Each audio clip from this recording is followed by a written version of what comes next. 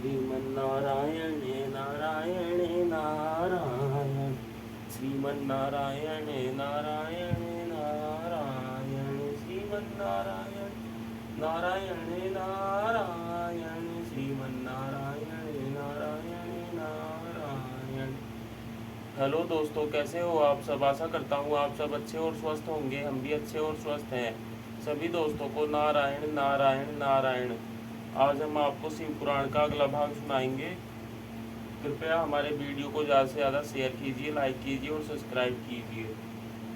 चलो अब हम शिव पुराण का अगला पाठ शुरू करते हैं, अगला अध्याय। जय हो माँ शिव पुराण की जय। ओम नमः शिवाय, ओम नमः शिवाय, ओम नमः शिवाय। जय हो ब्रह्मा विष्णु महेश, आपकी सदा ही जय जय हो। जय हो गणेश जी महाराज की जय, शिव जी महाराज की जय, माता पार्वती की जय, नंदी महाराज की जय।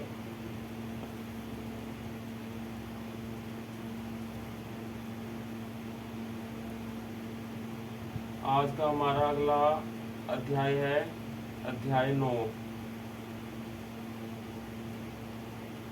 9वां अध्याय है आज का हमारा। उमा सहित भगवान शिव का प्राकट्य, उनके द्वारा अपने स्वरूप का विवेचन तथा ब्रह्मा आदि तीनों देवताओं की एकता का प्रतिपादन। ब्रह्मा जी कहते हैं, नारद, भगवान विष्णु के द्वारा की हुई अपनी स्तुति सुनकर करुणानिधि महेश्वर बड़े प्रसन्न हुए और उमा देवी के साथ सहसा वहां प्रकट हो गए।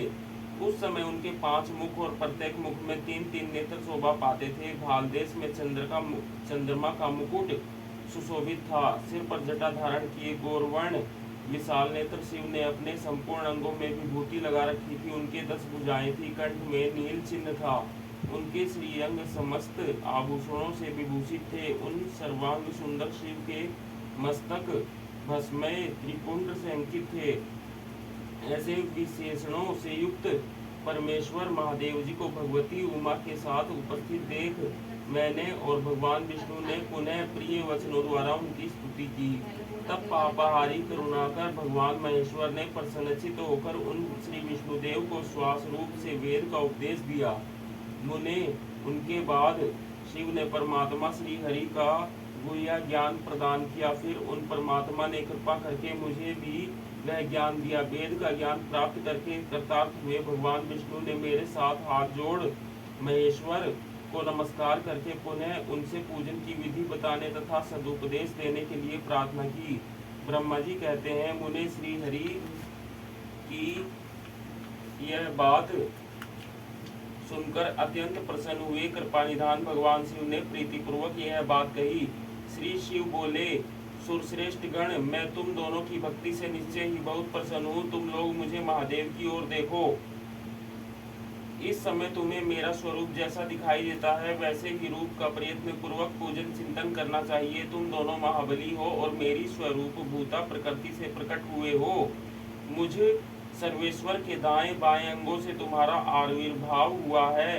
ये लोग पितामह ब्रह्मा मेरे दाहिने पार्श्व से उत्पन्न हुए हैं और तुम विष्णु मुझ परमात्मा के वाम पार्श्व से प्रकट हुए हो। मैं तुम दोनों पर भली भांति प्रसन्न हूँ और तुम्हें मनोवांछित वर देता हूँ। मेरी आज्ञा से तुम दोनों की मुझ में सुदृढ़ भक्ति हो। ब्रह्मांड, तुम मेरी आज्ञा का पालन करते हुए जगत की सृष्टि करो और वत्स विष्णु, तुम इस चराचर जगत का पालन करते रहो। हम दोनों से ऐसा कहकर भगवान शंकर ने हमें पूजा की उत्तम विधि प्रदान की, जिसके अनुसार पूजित होने पर वे पूजक को अनेक प्रकार के फल देते हैं। शंभु की उपयुक्त बात सुनकर मेरे सहित श्री हरि ने महेश्वर को हाथ जोड़ प्रणाम करके कहा। भगवान विष्णु बोले, प्रभु, यदि हमारे प्रति आपके हृदय में प्रीति उत्पन्न हुई है और यदि आप हमें वर देना आवश्यक समझते हैं तो हम यही वर मांगते हैं कि आप में हम दोनों की सदा अनन्य एवं अविचल भक्ति बनी रहे। ब्रह्मा जी कहते हैं, मुने श्री हरि की यह बात सुनकर भगवान हरि ने पुनः मस्तक झुकाकर प्रणाम करके हाथ जोड़े खड़े हुए उन नारायण देव से स्वयं कहा। श्री महेश्वर बोले, मैं सृष्टि पालन और संहार का करता हूँ, सगुण और निर्गुण हूँ तथा सच्चिदानंद स्वरूप निर्विकार पर ब्रह्मा परमात्मा हूँ। विष्णु सृष्टि रक्षा और प्रलय रूप गुणों अथवा कार्यों के भेद से मैं ही ब्रह्मा विष्णु और रुद्र नाम धारण करके 3 स्वरूपों में विभक्त हुआ हूँ। हरे, वास्तव में मैं सदा निष्कल हूँ। विष्णु, तुमने और ब्रह्मा ने मेरे अवतार के निमित्त जो स्तुति की है, तुम्हारी उस प्रार्थना को मैं अवश्य सच्ची करूँगा, क्योंकि मैं भक्तवत्सल हूँ। ब्रह्मांड, मेरा ऐसा ही परम उत्कृष्ट रूप तुम्हारे शरीर से इस लोक में प्रकट होगा, जो नाम से रुद्र कहलाएगा। मेरे अंश से प्रकट हुए रुद्र की सामर्थ्य मुझसे कम नहीं होगी। जो मैं हूँ वही यह रुद्र है। पूजा की विधि विधान की दृष्टि से भी मुझ में और उसमें कोई अंतर नहीं है। जैसे ज्योति का जल आदि के साथ संपर्क होने पर भी उसमें स्पर्श दोष नहीं लगता, उसी प्रकार मुझ निर्गुण परमात्मा को भी किसी के संयोग से बंधन नहीं प्राप्त होता।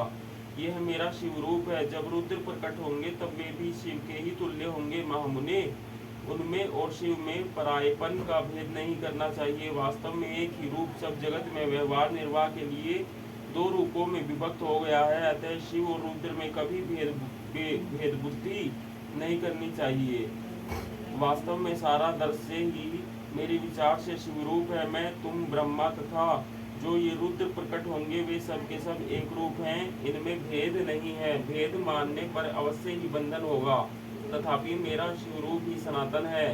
यही सदा सब रूपों का मूलभूत कहा गया है। यह सत्य ज्ञान एवं अनंत ब्रह्मा है। ऐसा जानकर सदा मन से मेरे यथार्थ स्वरूप का दर्शन करना चाहिए। ब्रह्मांड, सुनो, मैं तुम्हें एक गोपनीय बात बता रहा हूँ। मैं स्वयं ब्रह्मा जी की भ्रुकुटी से प्रकट होऊंगा। गुणों में भी मेरा प्राकट्य कहा गया है। जैसे कि लोगों ने कहा है, हर तामस प्रकृति के हैं। वास्तव में उस रूप में अहंकार का वर्णन हुआ है। उस अहंकार को केवल तामस ही नहीं, सात्विक भी समझना चाहिए, क्योंकि सात्विक देवगण वैकारिक अहंकार की सृष्टि है। यह तामस और सात्विक आदि भेद केवल नामात्र का है, वस्तुतः नहीं है। वास्तव में हर को तामस नहीं कहा जा सकता। ब्रह्मांड, इस कारण से तुम्हें ऐसा करना चाहिए। तुम तो इस सृष्टि के निर्माता बनो और श्री हरि इसका पालन करें, तथा मेरे अंश से प्रकट होने वाले जो रुद्र हैं वे इसका प्रलय करने वाले होंगे। ये जो उमा नाम से विख्यात परमेश्वरी प्रकृति देवी है, इन्हीं की शक्तिभूता वाग्देवी ब्रह्मा जी का सेवन करेगी। फिर इन प्रकृति देवी से वहाँ जो दूसरी शक्ति प्रकट होगी, वे लक्ष्मी रूप से भगवान विष्णु का आश्रय लेंगी। तदंतर पुनः काली नाम से भी जो तीसरी शक्ति प्रकट होगी, वे निश्चय ही मेरे अंशभूत रुद्रदेव को प्राप्त होंगी। वे कार्य की सिद्धि के लिए वहाँ ज्योति रूप से प्रकट होंगी। इस प्रकार मैंने देवी की शुभ स्वरूपा पराशक्तियों का परिचय दिया। उनका कार्य क्रम सृष्टि पालन और संहार का संपादन ही है। सुश्रेष्ठ, ये सब की सब मेरी प्रिय प्रकृति देवी की अंशभूता है। हरे, तुम लक्ष्मी का सहारा लेकर कार्य करो। ब्रह्मांड, तुम्हें प्रकृति की अंशभूता वाग्देवी को पाकर मेरी आज्ञा के अनुसार मन में सृष्टि कार्य का संचालन करना चाहिए। मैं अपनी प्रिया की अंशभूता परात्पर काली का आश्रय ले रुद्र रूप से प्रलय संबंधी उत्तम कार्य करूंगा। तुम सब लोग अवश्य ही संपूर्ण आश्रमों तथा उनमें भिन्न अन्यान्य विविध कार्यों द्वारा चारों वर्णों से भरे हुए लोक की सृष्टि एवं रक्षा आदि करके सुख पाओगे। हरे, तुम ज्ञान विज्ञान से संपन्न तथा संपूर्ण लोगों के हितैषी हो। अतः अब मेरी आज्ञा पाकर जगत में सब लोगों के लिए मुक्तिदाता बनो। मेरा दर्शन होने पर जो फल प्राप्त होता है, वही तुम्हारा दर्शन होने पर भी होगा। मेरी बात यह सत्य है, इसमें संशय के लिए स्थान नहीं है। मेरे हृदय में विष्णु है और विष्णु के हृदय में मैं हूँ।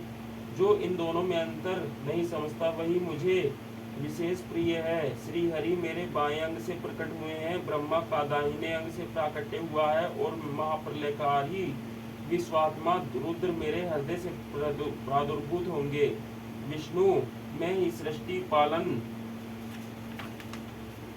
और संहार करने वाले रज आदि त्रिविध गुणों द्वारा ब्रह्मा विष्णु रुद्र नाम से प्रसिद्ध हो तीनों रूपों में पृथक पृथक प्रकट होता हूँ। साक्षात शिव गुणों से भिन्न है, वे प्रकृति और पुरुष से भी परे हैं। अद्वितीय नित्य अनंत पूर्ण एवं निरंजन पर ब्रह्मा परमात्मा है। तीनों लोगों का पालन करने वाले श्री हरि भीतर तमोगुण और बाहर सतगुण धारण करते हैं। त्रिलोकी का संहार करने वाले रुद्रदेव भीतर सतुगुण और बाहर तमोगुण धारण करते हैं, तथा त्रिभुवन की सृष्टि करने वाले ब्रह्मा जी बाहर और भीतर से भी रजोगुणी ही हैं।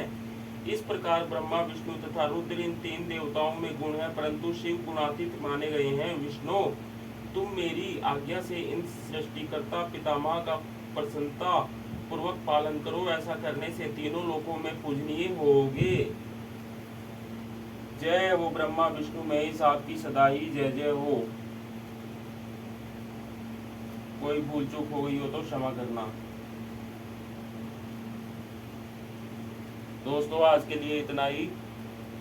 अगला भाग, अगला अध्याय हम आपको कल सुनाएंगे। सभी को नारायण नारायण नारायण।